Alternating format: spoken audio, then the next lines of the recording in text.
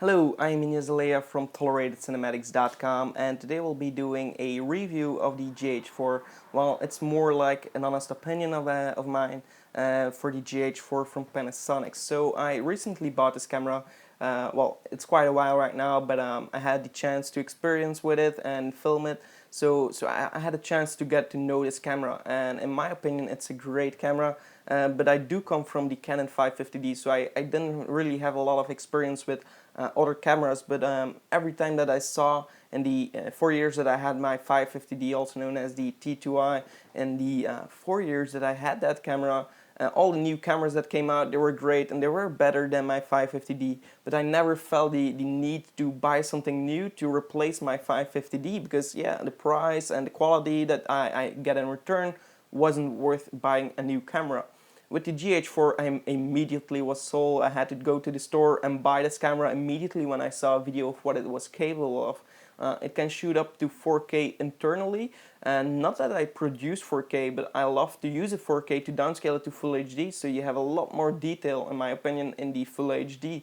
If I compare it with Full HD and 4K that is downscaled to Full HD, the 4K shot is a lot more detailed, and I love detail in my shots. So it's quite great. Also that it's internally. Most cameras that shoot 4K, you need an external device to record to 4K, and that's getting a little bit distracting, and it's hard if you're just going to run and gun with your camera. If you're going to smaller projects and you always have to carry around all this gear, it's getting messy and it's getting really distracting of your actual point while you're filming there. So that's what I love about the GH4. Also, the 4K files aren't as big as most 4K files, because Panasonic found a compression for their 4K files to leave the quality in and still have a nice compression on their video. If you compare it with Full HD, the file size isn't much of a difference. It's quite in my opinion, it's the same. Well, I didn't really compare it a lot, but I can store everything on my computer. I never have to delete anything or set up another external hard drive. I always work with like 2 terabytes, so it's not that I have so much place to do a lot of work, and I always keep my work on my hard drive. So it's working out fine for me, and that's also great. I'm working with my laptop, MacBook Pro Retina, and for a laptop I can do all my video editing software on there with my 4K files. It's a good laptop. I know it's a good device, but still, if you're doing a lot of video work, a laptop isn't really the way to go, but I still use it. It's handy if I go outside. I can just shoot and view it on my laptop immediately. I can edit it somewhere else. I can present my work to my clients on my laptop, and I don't have to bring anything else. So I love my laptop because I can really use it everywhere, and I can still use my 4K to edit on my laptop. So that's a great thing for me as well. Another thing about the GH4 that I love is the battery life. And I have never seen a camera that has an internal battery that is this small and still have that. Like, you can shoot a whole day with the GH4 without another battery if you want to. Well, to be safe, if you're shooting a lot, I would just suggest to buy another battery. But with 2 batteries that are this small, you can really film like a complete day. So that's something that it's really great. With my Canon 550D, it didn't went up this high even, and it's a Full HD camera that it doesn't shoot 4K, doesn't shoot this slow motion, doesn't shoot high dynamic range and stuff like that, and still it was worse of a battery than my GH4. So that's pretty great. Another thing is the slow motion in the camera. It can shoot up to 96 FPS with this camera, and if you're shooting slow motion, once you have done shooting your slow motion, you can go in the gallery of your camera and immediately you will see the slow motion. So you don't have to go on your computer, plug in your SD card and go on a software, convert it to slow motion or something like that. Like most cameras, you have to do that. With the GH4, you can immediately see your slow motion, and then you can compare it and maybe reshoot it if it doesn't work out that great, and you can just really see it immediately. So that's something that I love as well. Another thing that I love in comparison with my other 550D camera is the high dynamic range on the GH4. So if you're going to shoot something indoors and you have like some windows inside. Most of the time with my 550D, the windows were blown out. Even though I had I could see with my bare eyes that there were flowers and trees in the background. My windows were always blown out.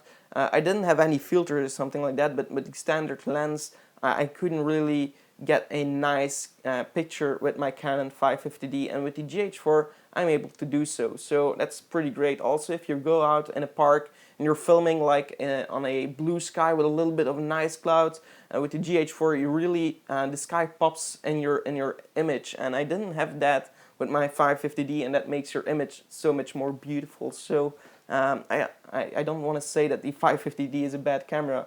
You have to still see the comparison of the price tag. So like the 550D, it's probably free by now, because I had it for 4 years and I paid $800, 800 euros for it.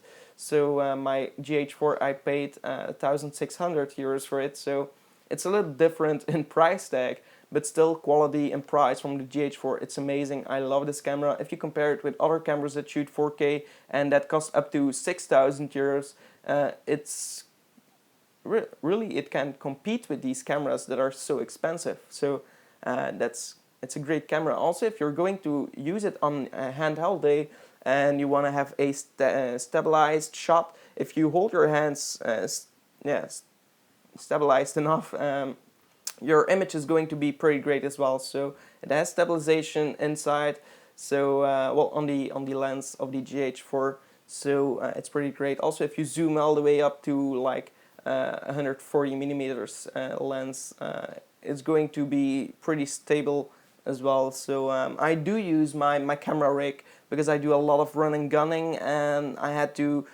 to follow people, and then it's getting a little bit hard to do that handheld. So that's why I bought myself a camera rig. Not too expensive though. So okay, another thing that I love, and a lot of cameras already have it, is a flip LCD, but my Canon 550D didn't have it, and that's something that I really love. Like right now I'm seeing myself explaining this video, nobody is filming me, so it's handy to see if everything is in the shot, if I am in the shot, and that's pretty handy.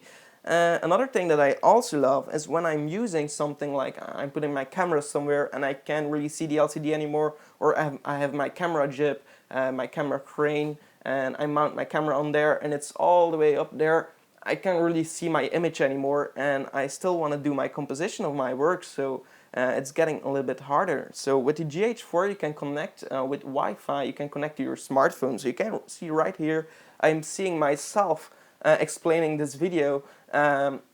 It's pretty great as well. You can also change all the settings like ISO, and all the different apertures. You can all do this on this app immediately. So it's sending this through Wi-Fi, and I find this pretty helpful in my case, because I have to mount my camera elsewhere and I can't really see my LCD anymore, and then it's coming in very handy. So that was my review of this GH4. It's not too long, but I didn't want to make it too long as well. So yeah, let me know in the comments below what you think about the GH4, if you have it. If you don't have it, I would suggest, if you're looking for a new camera, to do a lot of different kind of works, if you're doing live events, if you're really an all-around film person, I would definitely suggest looking into the GH4. If you have a chance, go out and test it. If you don't, look up a lot of videos of all the people's opinions, not just listen to mine, because mine is kind of my own opinion, so maybe you have another opinion, and I don't want to spend you all the money on something that you don't even want because of me. So I would suggest looking into it for yourself. Look at a lot of different videos, and I hope you enjoyed this video. I hope it was quite helpful.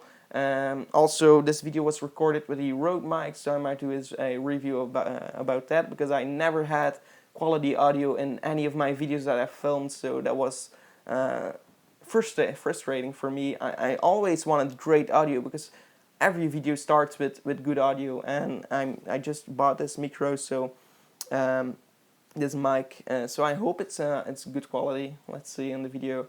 Okay, thanks you for watching, and subscribe for more, and watch my other videos. I also have tutorials on visual effects and filming, stuff like that. So you just go out and check out my channel. If you like this video, give it a like, and thanks for watching. Goodbye.